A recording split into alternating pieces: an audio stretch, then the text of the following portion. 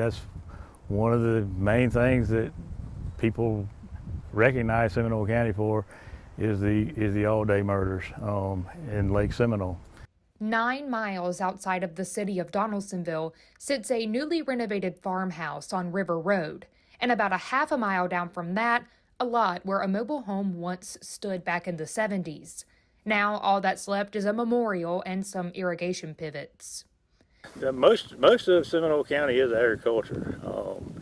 We have Lake Seminole here is a big drawing point, yeah. But for the most part, industry for Seminole County is agriculture or agriculture-related business.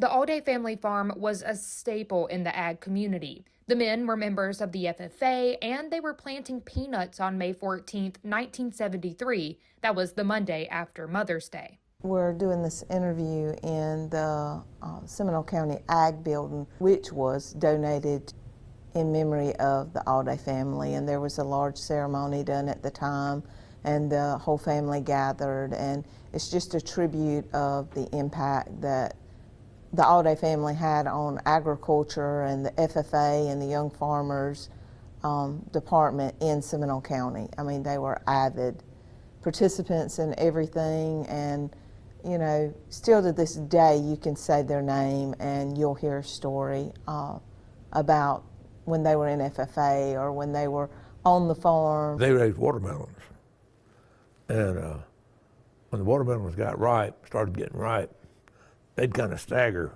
their planting, so they'd have crops coming off, you know, different weeks.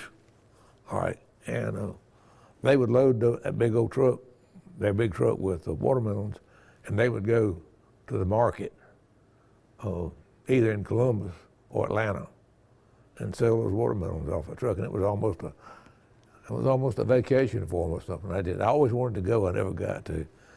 When they weren't working, the Alday men still spent most of their time outdoors, hunting, fishing, and cutting up. So Granddaddy Ned was a character, to say the least. He loved to tell tall tales, and I get told them all the time. They were at the Mose Hole Slough fishing, and he caught a large fish, and when they asked him about the size of the fish, he said it was so big when it turned sideways it blocked the whole slough. So he was always up to, you know, telling those tales, and he was also a very honest person, a very blunt, plain-spoken, honest person. And I can remember as a child, I was that way, and my mom would often say, "Okay, little Ned, now just tell it like it is." And you know, then it didn't mean nothing, but now it's kind of, it means a lot. Where you found one of Ned Alday's sons, you normally found all of them, except Norman, who was serving in the military. Jerry was the oldest, and he was a perfectionist. Mom's told stories about if he come home and he had bought clothing that didn't fit, he would take them apart, put them back together, resew them till they fit like he wanted them to. He also was an avid sleepwalker. He often sang "Oh Susanna" and patted the walls as he went up and down the long hallway. So Chester was called Shug or Shuggy. He was the lover in the family. And they said that, you know, even when he was grown, he would crawl up on my grandma's lap and like tickle her knees. He was just always, you know, just a really funny guy. And then Jimmy was the adventurer. He had an old pocketbook that Grandma had threw out that he kept salt and pepper shakers in, and a little frying pan that Grandma had gotten out of a box of cereal. He'd kill a sparrow or he'd kill a dove, and he'd clean them and cook them in that little frying pan. Marty Shingler was a best friend to the boys. He was almost like family. They wouldn't hurt a flea.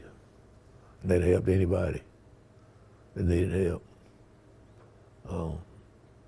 They had no interest in doing anything other than just farming, just doing, you know.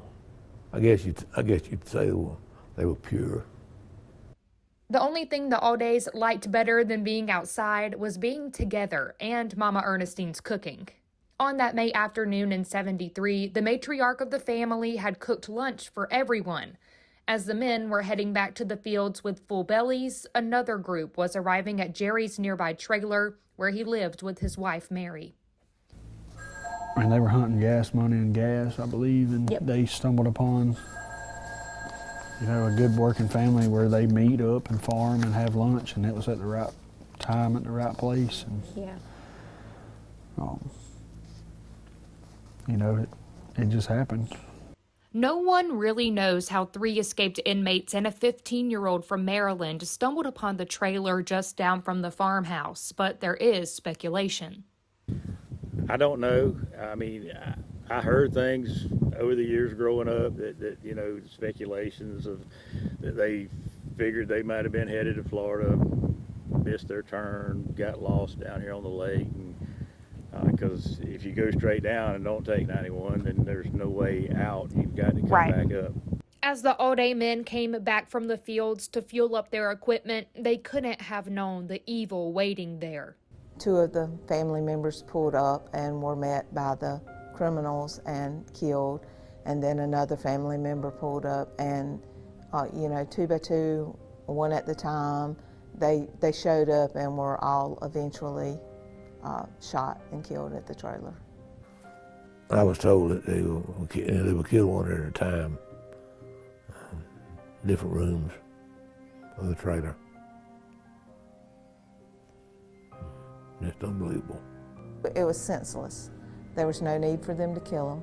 If they'd have asked, if they'd have said we need to fill up our gas tank, they'd have let them. They were just that type of people. If they'd have needed a few dollars, they probably would have been given what they needed. But that was not their intention when they went in that trailer that day. Even in their last moments, the Alday men were together. It's even told that Uncle Aubrey took one of his nephew's hands as he died. I know Mom has told me Uncle Aubrey was a very loving man, a cut up as well, and loved children and loved his family, and loved his nephews as if they were his own. And I, from what I've learned about him, I could see him doing that. Just that last little bit of comfort before the tragedy actually occurred. Mary Alday came home while all this was happening and witnessed 2 of the murders. She was taken from the home, assaulted, and killed a few miles away. Something no one would have guessed would have happened to the small-town girl from Colquitt who served her community as a social worker. She was just a really quiet, gentle, she's like the idea of like the modest Southern woman. And everyone would just say she was just beautiful, like she was beautiful inside and out. Just a very kind person. My dad was talking yesterday and he said she cooked the best blueberry pie I've ever eaten, still to this day. So, I mean, she was just a good Southern hospitality lady. It would be a few hours before anyone would learn what happened to Mary and the Alday men. When no one showed back up at the farmhouse for a catfish dinner, it became apparent that something was wrong. When I got back to town and went to work, my dad called me and told me about it. That's how I learned about it. He just told me, he said, I got to tell you something. He said, the Aldays were killed, Ned and Aubrey and Jerry and Sugar and Jimmy were all killed. Mary's mother, Mrs. Campbell, and the Alday family dog, Tub, couldn't handle the grief. Both also died shortly after the murders.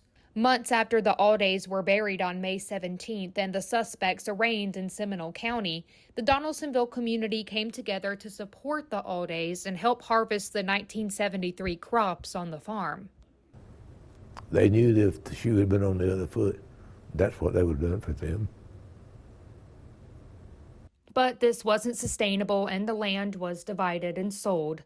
Flowers continued to arrive for the Alday family for months after the funeral, and funds sent were used to build a new Spring Creek church, the same place where the Aldays were buried.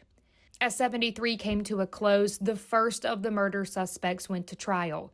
Carl Isaacs, Wayne Coleman, and their friend George Dungy were tried, found guilty, and sentenced to death. Billy Isaacs, Carl's younger brother, took a plea for 40 years and testified against the others. But this wasn't the end for the Aldays or the men who were on death row in Georgia for their murders.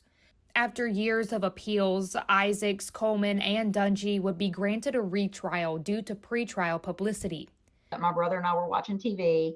We were waiting for mom to get home from work, and we heard the word Alday on the news. Like everybody was playing it on the news, and we looked up, and there were like all these scenes, like murder scenes from the mobile home. Like they actually showed bodies and stuff. It was pretty awful. Because back then they just showed whatever, you know. And so I remember seeing, like, that's my Uncle Jimmy on the couch, you know, like that's what they showed when they talked about overturning the verdicts. So, you know, at that point it had been like 12 years, and we've been waiting 12 years for something to happen. And what happened was everything got thrown out, and there was just this fear of, oh my God, what if they get out? Like, why is this happening? And you know, how can they admit to being guilty, but then they get another trial? You know, like as a child, those are the things that don't make sense. The brutality of the murders horrified people in this tight-knit community, but others, those who didn't know the Aldays personally, seemed almost obsessed with it all.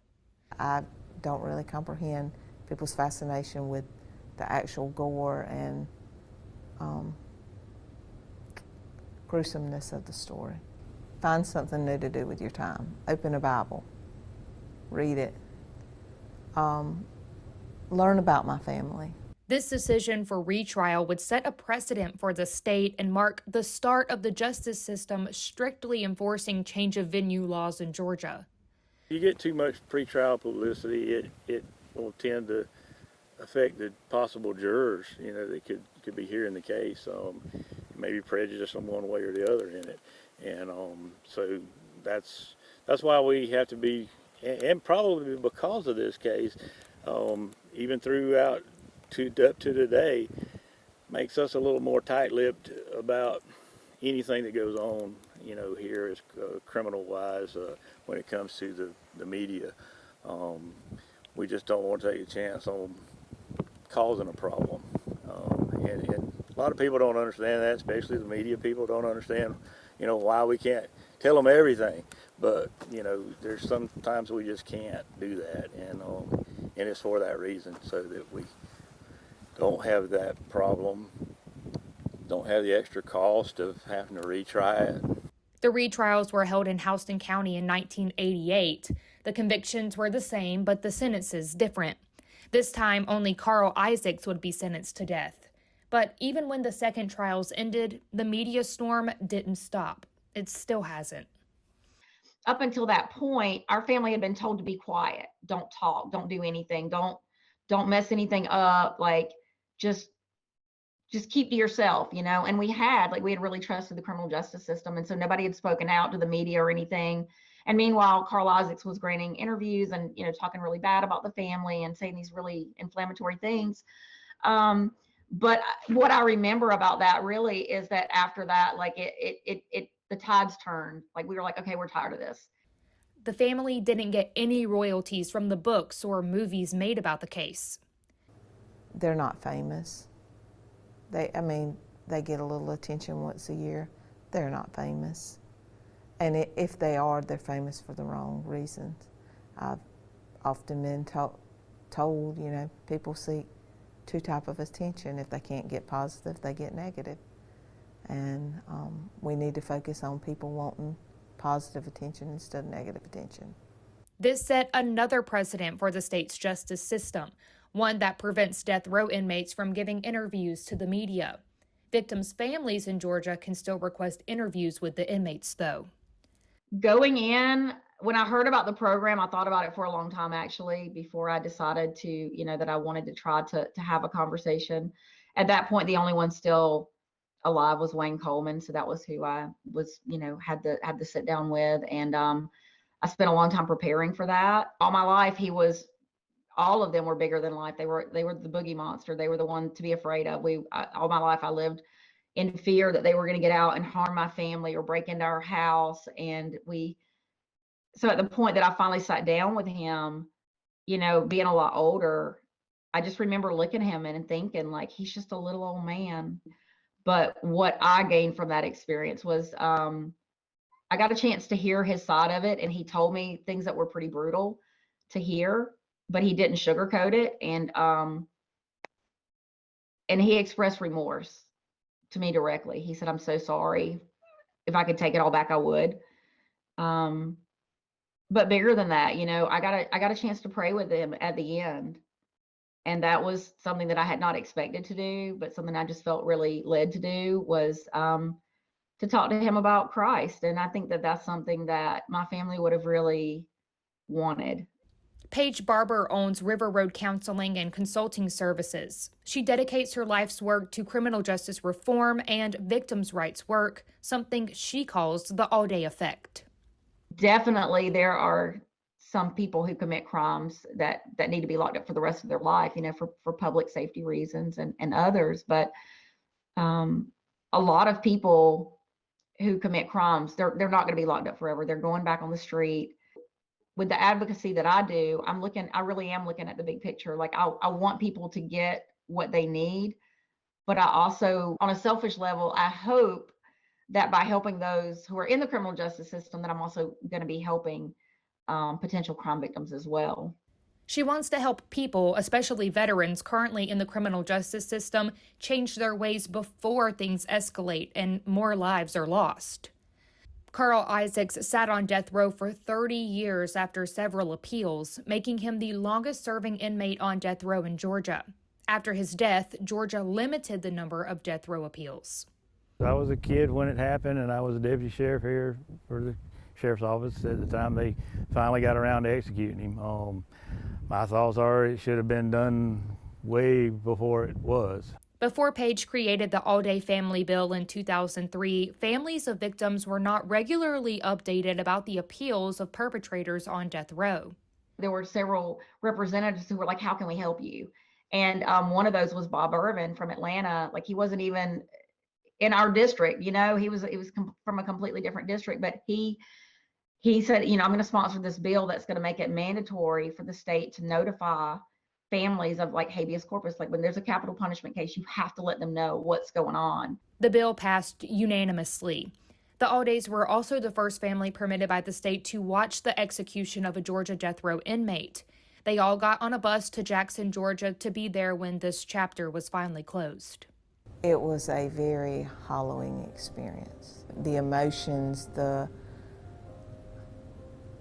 just the feeling of being there was not something I ever want to feel again, I don't think. But I'm glad that I could be there for my mom. I'm glad I could be there with my family in such a critical closure to our family.